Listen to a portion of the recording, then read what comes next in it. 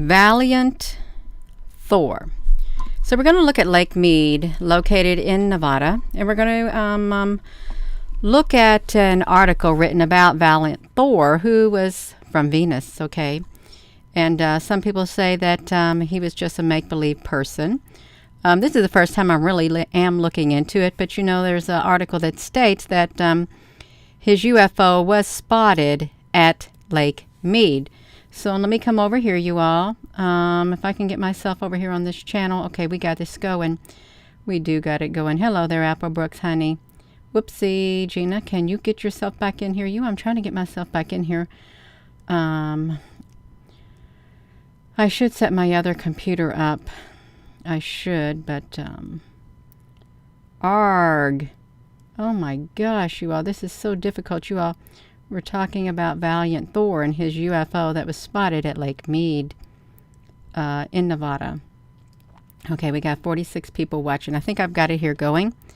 Let me come up here, put this on the live chat. Let's let you all see what's happening. Okay, we got 0 something concurrent viewers. We got a little bit of messages being allowed on here. You all, please give this video a thumbs up. That's right, you all. I'm gonna continue to push the message out as long as I am given the opportunity to do so, despite any challenges that I may face along the way. Okay, I'm gonna push out that information. I'm gonna come forth swinging, you all. That's what I'm gonna do. Come forth swinging. That's what you gotta do. Really, you gotta do that when you're in a situation, okay, when you want to get that information out. So we're going to read about Valiant Thor. And I will say this is the first time ever since I started on this journey that I ever heard of Valiant Thor, because I really didn't know much about UFO activities. But let me come over here and let's see. Look, here's a picture of him. Valiant Thor in New Jersey in 1959. So this is a picture of him attending meetings and stuff like that. You all see, it's all fine and dandy. You know, there was all this talk about that. Even look like this. May the 26th, 2016. It looks like they tried to, you know, get that information out there about Valiant Thor. But let's go over here to this article right here. And it can be found in this newspaper right here from Santa Ynez Valley News. June of 1988. June the 16th. Wow, that's one day after my vision, or not that vision, the lady in the cloud appeared in the sky. That's what it is. Hello there, Robin Garcia. Thank you. When I stepped out of my car and took the picture of the lady kneeling on the cloud in the sky back in June 15th of 2018. So this is really interesting. So we got this right here. So this is the actual article. So let's see what they had to say. 1988, Valiant Thor, Pentagon, 1959, Lake Meade, Nevada. Now, many of you may not know it, but I did live in Nevada for 7 years, and we went to Lake Meade quite often. Did a lot of hiking, did a lot of boating, did a lot of camping out, and all of that kind of stuff. And it's a very interesting place. It's full of history. It is. So UFO lecture slated. Unidentified flying objects, popularly known as UFOs, are the subject of a lecture by Dr. Frank E. Stranges. On June the 24th at 7:30 p.m.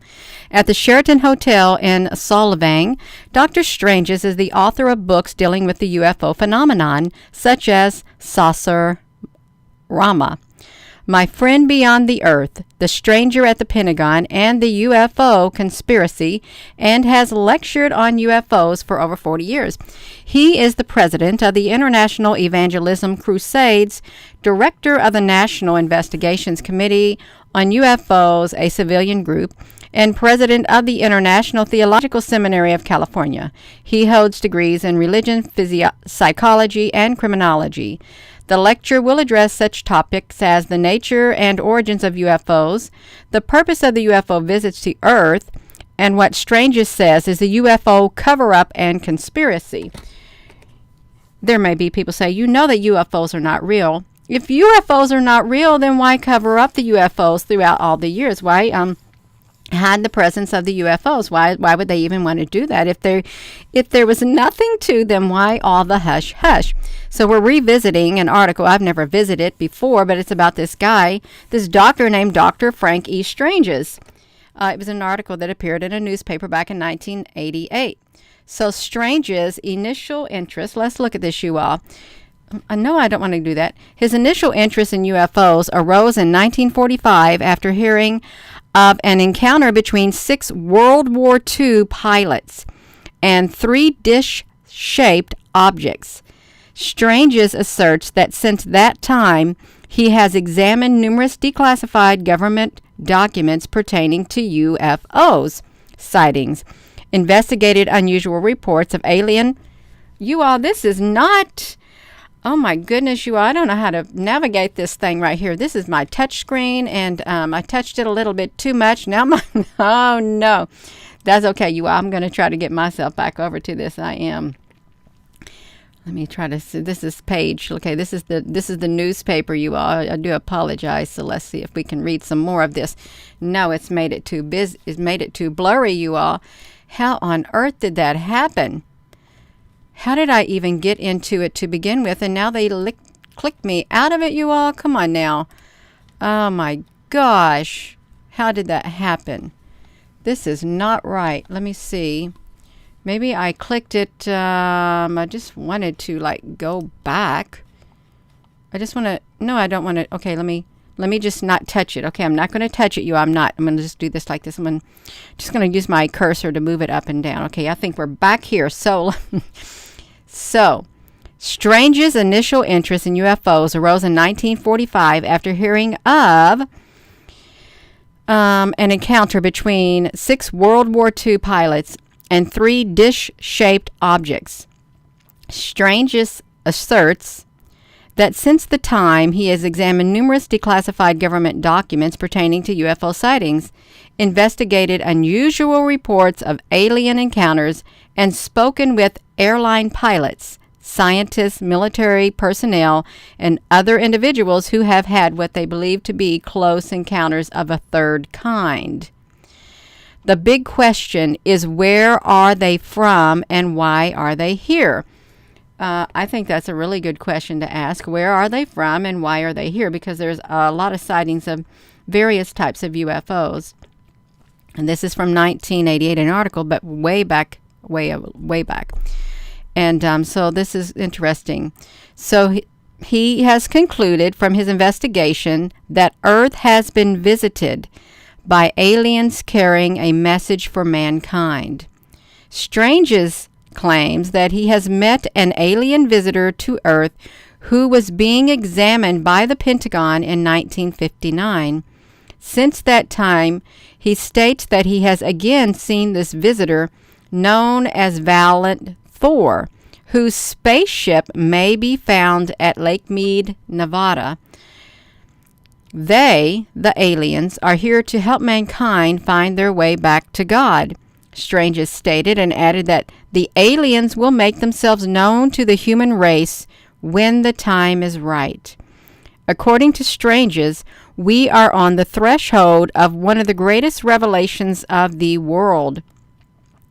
Strange's stated that grassroots movements in this country and internationally have continued investigating UFOs even after the government closed Project Blue Book, a committee formed by the government to investigate UFO sightings.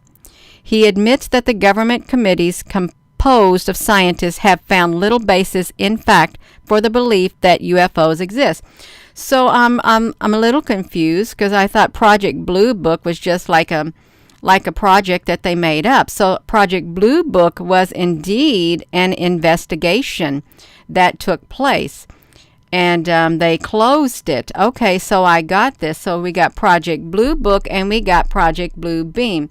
So we got this man who investigated it. He said he saw Valiant Thor's UFO at Lake Meade, Nevada. That's what he said. Let me see if I can get this over here, you all, how we can do that. Where was it? He met him, and his spaceship may be found at Lake Meade, Nevada. So I think that's really interesting. I really do. Valiant Thor, and again, I hadn't heard of him since this is Lake Meade. Right here, it looks like the water has went down a lot. I could see how a spaceship would be out there. And, you know, we have Area 51 that is also somewhere near that area. We have Tonopah. We have Beatty, Nevada. There is a lot of interesting stories. I even did, there's the, what's that hot place, that desert where in Nevada. I went there. I can't even think of the name of it, where it's so hot. Anyhow, you all, we got Valiant Thor right here. And in March of 57 in Alexandria, Virginia, Valiant Thor and his craft, okay, that's what happened, was met by 2 police officers with their weapons drawn through thought transference. Okay, thought transference. It looks like it must have been like mental telepathy. He convinced the officers that he meant no harm as he was ushered into the back of their patrol car. After crossing over into Washington, D.C., they were met by the Secretary of Defense with 6 of his staff members. I'm sure there's people who have looked into this, but let's see.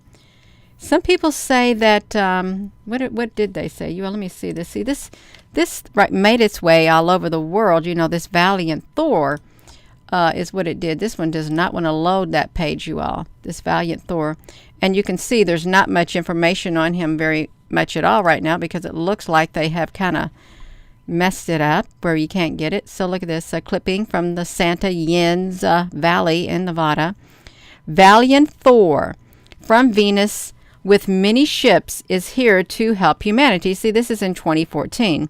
The spacecraft that Val Thor has on Lake Meade is parked in a certain place. Here is some information about it. It's parked near the shore of the westernmost reach of Lake Meade. No. Did I do that, you all? Did I do this? Come on now. Okay, let's see. Let's see what they wrote. How did I get over here, you all? How on earth? Let's see this. During a successful, okay, let's look at this, you all. So, during the winter of 1956 and 57, the Washington, D.C. area, let's do this, was extremely cold. But it was a good feeling to be working in a high security position in the Pentagon, and I lived only a short distance away in Georgetown. This person is giving a thing. They're talking about they're talking about another bird. So let's see. Space travelers, tomb of unknown soldiers and stuff. Let's see about this, you all. An urgent matter. Nixon. I don't think I want to look into this because, I'm supposed to be talking about Valiant Thor. Okay. Valiant Thor landed in Alexandria and met with the president to discuss the world's problems and offer advice and counsel on how to deal with and eliminate some strange people, you all. He wanted to help solve it. Stayed on Earth until March the 16th of 1960 and then disembarked to his home planet of Venus. He indicated that his race of people lived and dwelled underground and that many of the planets throughout the universe sustain life in the same manner. He also mentioned that the wave of aliens who would land around the world would help with the Earth's seemingly insurmountable problems. He stated that a group from a distant planetary system would be coming to give aid and data to help Earth's progress. He spoke of Christ's presence in the universe. I guess that would be Christ consciousness, and that it was heartwarming to see the advanced teachings or something like that. You all, let's see this. 100 ships, 1945. This is really interesting. You got Harry Truman as president. There had been occasions which presented a dilemma to both the observed as well as the observer. These included several pilots being beamed into a ship in order to save their life. This was a far cry from first incidents of men throwing rocks in an attempt to repel the ship. It was during 1945 that the Earth was surrounded by 100 ships in order to protect the fragile atmosphere which surrounds it. A chain atomic reaction could have easily resulted because of the separation of the elements in the air. Earth could have been destroyed, thus creating many problems. A ripple effect, so to speak, throughout the universe after reporting observations of various ships, voyages. Okay, so we got these planets. They chased a UFO.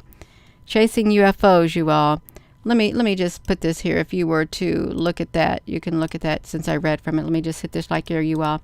So we got this Valiant Thor, and my thinking is becoming discombobulated at the moment. Oh my goodness, I've knocked myself out of my live stream. I'm going to get back in there, you all. I am. Yeah, we are back in here, you all. So we got this Valiant Thor, and I didn't really want to read that much of it, but I think I stuck that. I just wanted to see right here that Valiant Thor, his aircraft was called Victor 1, a spacecraft from an extraterrestrial culture in which the name Commander Valiant Thor is prominent. So we can see that. Valiant Thor. That's really interesting. Oh, and is Valiant Thor, could Valiant Thor had been like a Telosian? I don't know. The people, I don't know who they were that in the water, you all. What if well, he said they lived underground. Their people lived underground, so I don't know what species he would be, but he looked human. He really did look human. Yeah. Gina, they are all over the skies in Las Vegas where I live, just showing up your brother in the live sky. Isn't that wonderful?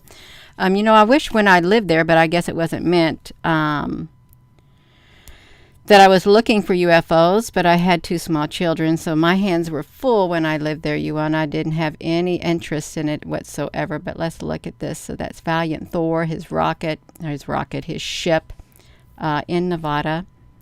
Let's see if I can get this. Just put this back to me. I'm not going to speak any more about it. I'm not. You can research it. I would encourage you to research it yourself. Just do a research on Valiant Thor, and see what you come up with, because I think it's really interesting. And why have a Project Blue book and then literally close the book? You know why they closed the book? Because they could not discount the UFOs.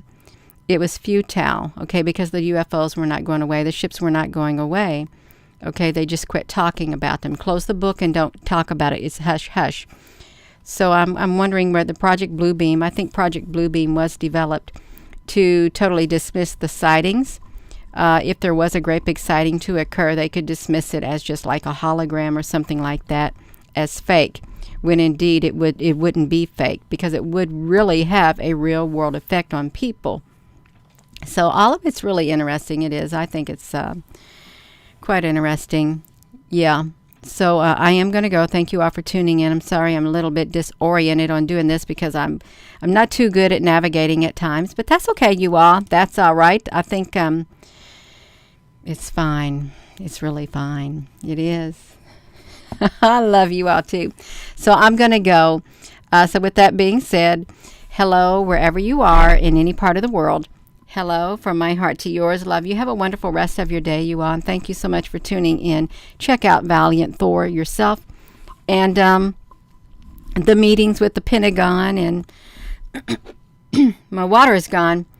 The Pentagon and whoever else he met with, you all. I don't know the whole story, but I know that there's a record of a Valiant Thor from Venus, and they even made a movie about that.